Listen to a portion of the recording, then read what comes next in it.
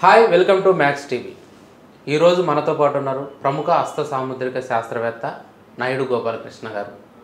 హస్త సాముద్రికంలో మనకున్న అనేకమైన సందేహాలకి గురువు గారిని అడిగి సమాధానాలు తెలుసుకుందాం. నమస్కారం గురుదేవ. నమస్తే అండి. గురుదేవ, ఒక వ్యక్తి చెయ్యిని చూసి ఏ రేఖలను ప్రామాణికంగా తీసుకొని మనం అతని జాతకాన్ని విశ్లేషించవచ్చు. అసలు ఏవి తీసుకోవాలి, ఎందుకంటే ఇప్పుడు చాలా ఛానల్లో పిచ్చిగా అన్నీ చెప్తున్నారు. మీకు దీంట్లో చాలా అనుభవం ఉంది, చాలామంది జాతకాలను మీరు పరిశీలించారు, హస్తాలను కూడా. కాబట్టి ఏ రేఖను ప్రామాణికంగా తీసుకోవాలి, ఏ రేఖను తీసుకోకుండా ఉండాలి, వీటి గురించి కొంచెం క్లుప్తంగా కాకుండా క్లియర్గా ఎక్స్ప్లెయిన్ చేయాలి. తప్పకుండా. హస్త సాముద్రిక శాస్త్రంలో ఈ హస్తము అంటే ఒక రేఖలు మాత్రమే కాదు సుమా. రేఖలే మాట్లాడుతున్నారు మీరు, రేఖలే కాదు. రేఖలు కాకుండా హస్తం యొక్క ఆకారము, పరిమాణము, రంగు, చర్మం యొక్క మృదుత్వము, ఈ అరచేతిలో మన సౌర కుటుంబంలో ఉండేటువంటి 9 గ్రహాలని కూడా ప్లేసెస్ని మనం ఇక్కడ ఐడెంటిఫై చేస్తాము.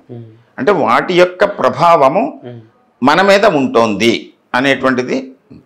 అది నవగ్రహాలు అంటే 9 గ్రహాల కాదా అనేటువంటి విషయాన్ని పక్కన పెడితే, అంటే సూర్యుడు గ్రహం కాదు, నక్షత్రం. చంద్రుడు గ్రహం కాదు, ఉపగ్రహం. కానీ మనం ఒక కుటుంబంలో సభ్యులు, అంటే సౌర కుటుంబంలో 9 సభ్యులు ఉన్నారు. అందరినీ గ్రహాలు అన్నాం మనం. అలా తీసుకుని ఆ గ్రహాల యొక్క అయస్కాంత క్షేత్రము యొక్క శక్తి తరంగాల వలన అరచేతిలో హెచ్చు తగ్గులు, ఉబ్బెత్తులు ఏర్పడుతూ ఉంటాయి. అంటే ప్రకృతే మనకి ఒక ప్రత్యేకమైన ఐడెంటిటీ ఇచ్చింది.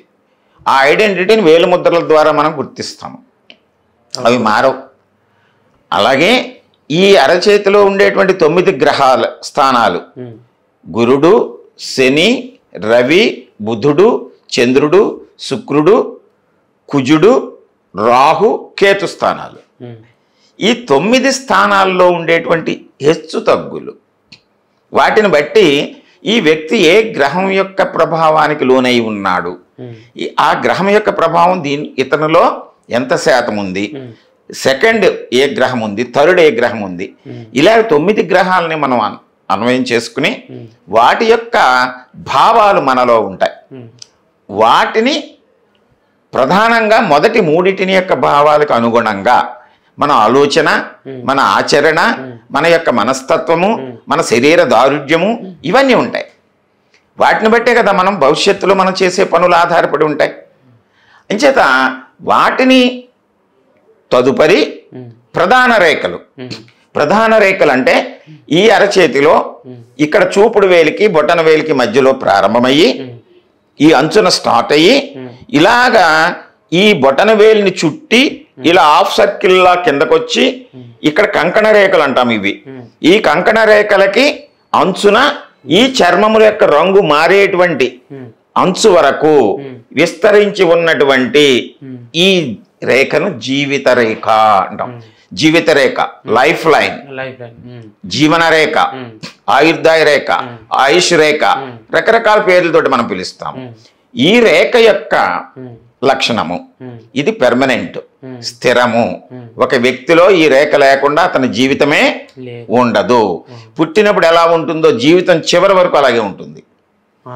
ఈ రేఖని ప్రధాన రేఖగా తీసుకోవాలి.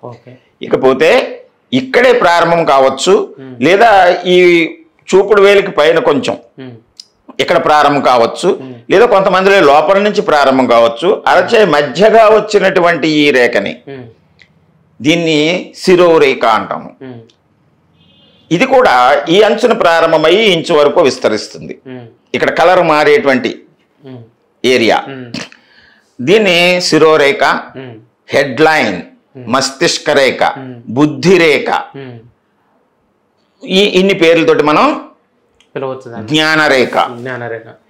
అంటే మనం మెదడు, ఆలోచన, ఆచరణ, తెలివితేటలు ఎంతవరకు ఇతనులో విస్తరించి ఉన్నాయి, అవి సవ్యంగా ఉన్నాయా, వంకర టింకరగా అపసవ్యంగా ఉన్నాయా అనేటువంటిది ఇది తెలియజేస్తుంది.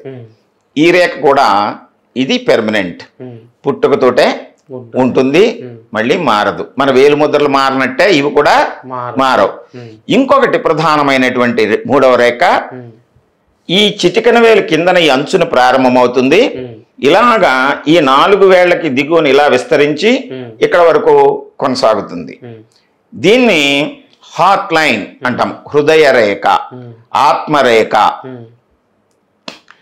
ఇది మనసు, మన మనసులోంచి ఏర్పడినటువంటి భావాలు, relation, friendship, Prema, love and affection, wife and husband మధ్య ఉండేటువంటి రిలేషను, ఇవన్నిటినీ కూడా ఈ రేఖ తెలియజేస్తుంది.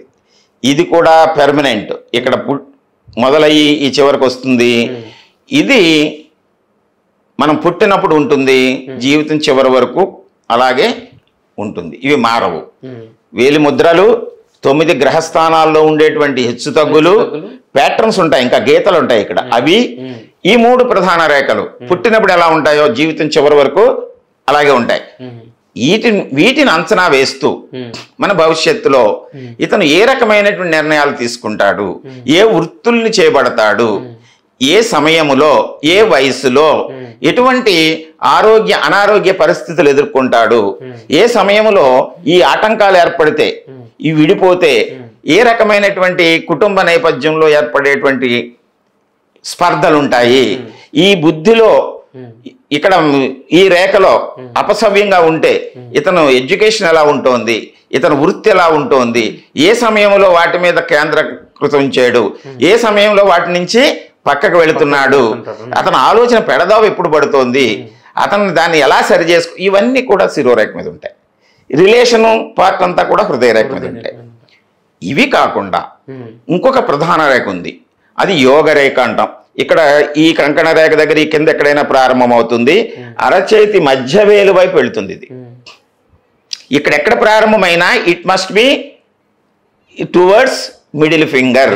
ఇది శని వేలు అంటాం దీన్ని. అక్కడికి వెళ్ళాలి. అక్కడికి వెళితేనే అది యోగ రేఖ, ధన రేఖ, అదృష్ట రేఖ, భాగ్య రేఖ, లైన్ ఆఫ్ ఫేట్, యోగ రేఖ, ఇన్ని పేర్లతో దీన్ని పిలుస్తాం మనం. ఇది కూడా పెర్మనెంట్ లైన్ అయినా దీంట్లో మార్పులు వస్తూ ఉంటాయి. అంటే వయసు రీత్యా అప్పుడప్పుడు కొన్ని మార్పులకి లోనవుతూ ఉంటాయి. దాన్ని మనం పరిశీలిస్తూ మారనటువంటి రేఖలు, మారనటువంటి గ్రహస్థానాలు, అక్కడ ఉండేటువంటి గుర్తులు, మారేటువంటి ఈ రేఖలు, అదృష్ట రేఖ. ఇంకొక రేఖ ఉంది, రవిరేఖ.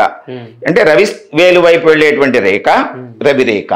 ఈ రవిరేఖ కీర్తి ప్రతిష్టలు, ఆకర్షణ, రాజకీయము, నటన, వాక్చాతుర్యము, కళలు, వీటిలన్నిటి గురించి ఈ రేఖ తెలియజేస్తుంది మనకి. ఆకర్షణ, ఇది రవిరేఖ. ఇంకొక రేఖ ఉంది, ఇక్కడ ప్రారంభమవుతుంది, చిటికెన వేలు, చిన్న వేలు వైపు వెళుతుంది, బుధరేఖ. బుధరేఖ అంటే బుధుడు వ్యాపార కారకుడు.